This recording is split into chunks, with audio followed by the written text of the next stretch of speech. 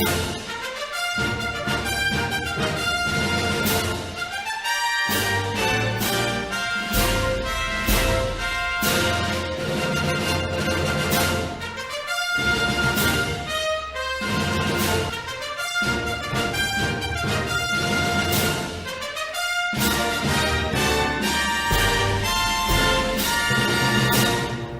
right, let's do this thing. Do.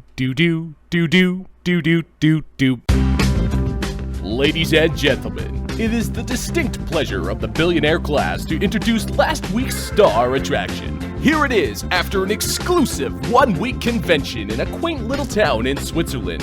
Won't you welcome from Davos, Switzerland, the first annual Top 10 Moments from the 2022 World Economic Forum.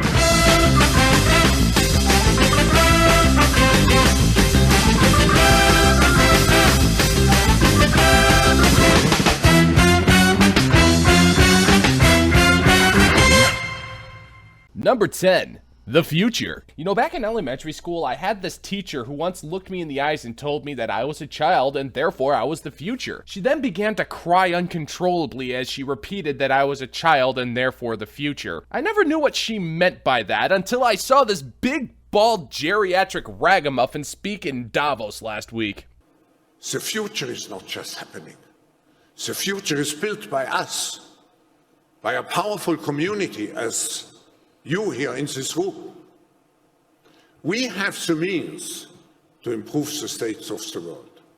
Once I heard those words spew forth from his mouth, I felt a gigantic weight being lifted off my shoulders. I don't know about you, but I actually feel great knowing that a bunch of geriatric billionaire fuckweasels think that they are entitled to forge my future for me. And I'm pretty sure that Mrs. Pastings would feel the same way. Number 9. Saving the environment. It never gets old how often I'm lectured by pundits and TV commercials and filthy hippies about how horrible of a person I am because I'm constantly filling up my footprints with carbon. And as these assholes try to guilt trip me into being more environmentally friendly, I can't help but wonder what more I can do to help them destabilize the world economy. Well, this big, beautiful, bald bloke bastard has a plan, and it uses technology. Developing through technology, an ability for consumers to measure their own carbon footprint.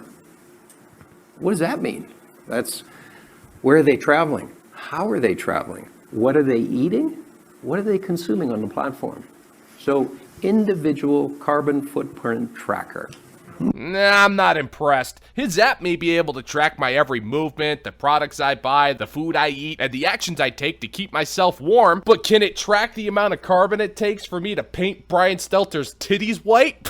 Didn't fucking think so. Number 8, Russian war crimes. It was an honor to see the Ukrainian puppet dictator Vladimir Zelensky make an appearance in Davos to rally the troops in a stirring speech on why we need to hate the Ruskies. And this is an example of their transformation, that what Russia has done to itself by becoming a state of war criminals. Assuming that I know nothing about the conflict, I'm gonna blindly pledge my allegiance and stand with Ukraine. I believe that we should be holding those filthy Russians accountable for the war crimes they never committed in the first place. Which means it's totally fine that the former vice president is issuing out $50 billion worth of weaponry to the Ukraine. I mean, what choice does he have? He's weaponizing the ATF to cancel hundreds of federal firearms licenses due to simple and common typographical errors on firearm purchasing applications. What's the big deal? This is definitely gonna do nothing to crack down on the nation's gun violence, and it also has the added benefits of shutting down independently owned small businesses across the country. There's literally no downside. On a serious note, the former vice president is seriously doing this. We should all be kind of mortified right now. Number 7, Pandemic 2, Electric Pukaloo. Remember how everyone thought that the pandemic was over and took it upon themselves to start going back outside and living their lives? Well, this panel of experts thinks otherwise, as they're already talking about how to prevent the next pandemic by planning the next pandemic, which is already in effect right now. And this panel of pandemic preparedness has some of the best experts in the field. Bureaucrats and CEOs, executive directors, the president of Rwanda, and a massive pedophile, who oddly enough moonlights as a Bond henchman in his spare time. Now, you may notice that not a single individual on this panel is actually a doctor, but they do have assloads of money, which makes them doctors of sorts, and between you, me, and the wall, they make the best kind of doctors. And because of this knowledge, when this massive pedophile tells us that a certain medical procedure that our government tried to force us to take if we wanted to keep earning an honest living, we can be certain that there's no doubt the jabs were safe and effective after all. You know, as we do come up with vaccines,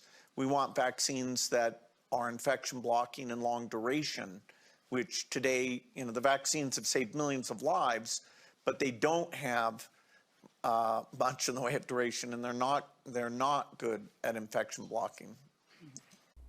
Well, poopy.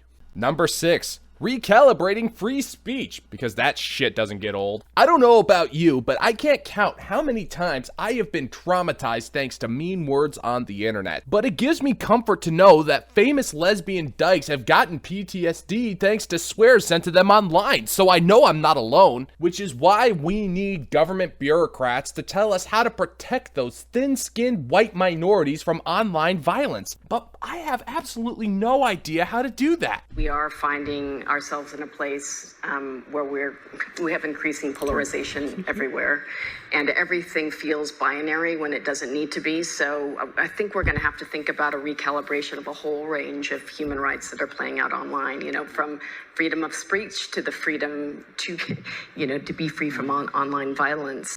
Now there's an idea. We just need to redefine what free speech means. Hell, we spent 2 years redefining all sorts of stuff in regards to vaccines. Why not do the same thing with free speech? I'm telling you, this idea is gonna save me so much money. You have no idea how much I've had to spend on online ice packs for my internet-based black eyes due to online violence. Speaking of money, number 5, Burrito Break. This delicious looking wrap comes with processed guacamole and was a top tier Davos delicacy. It's suspiciously dry and literally costs some rich schmuck $50 to eat. And I, in the meantime, just spent $30 to put half a tank of gas in my car.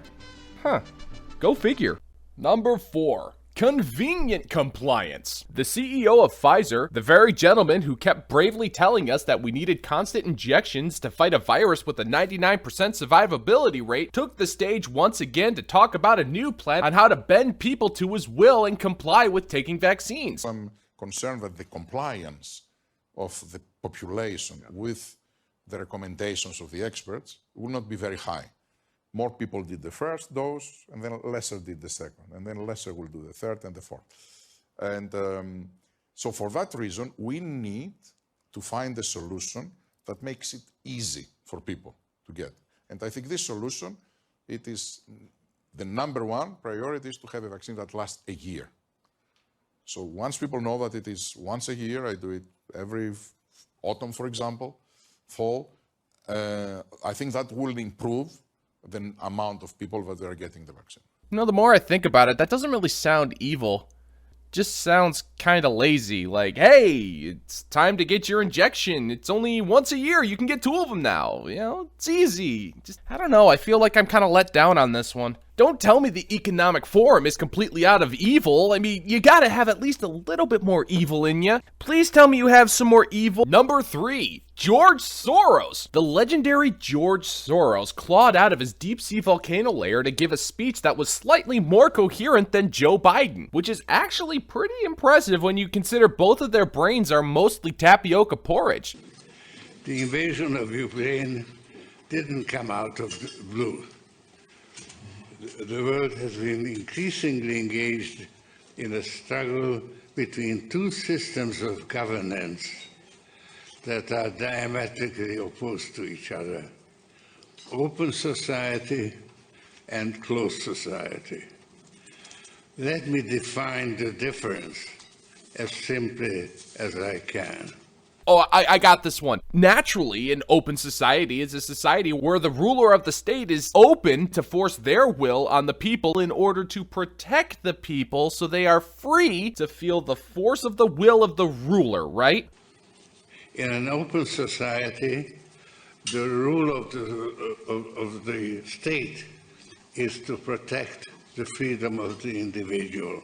Oh, I got that one completely wrong. Okay, I got it. So a closed society is one where the people are subjected to the closed-minded idea that being free to live your life at your own discretion is a horrible racism, and that's why we need to hate the Ruskies? In a closed society, the role of the individual is to serve the rulers of the state.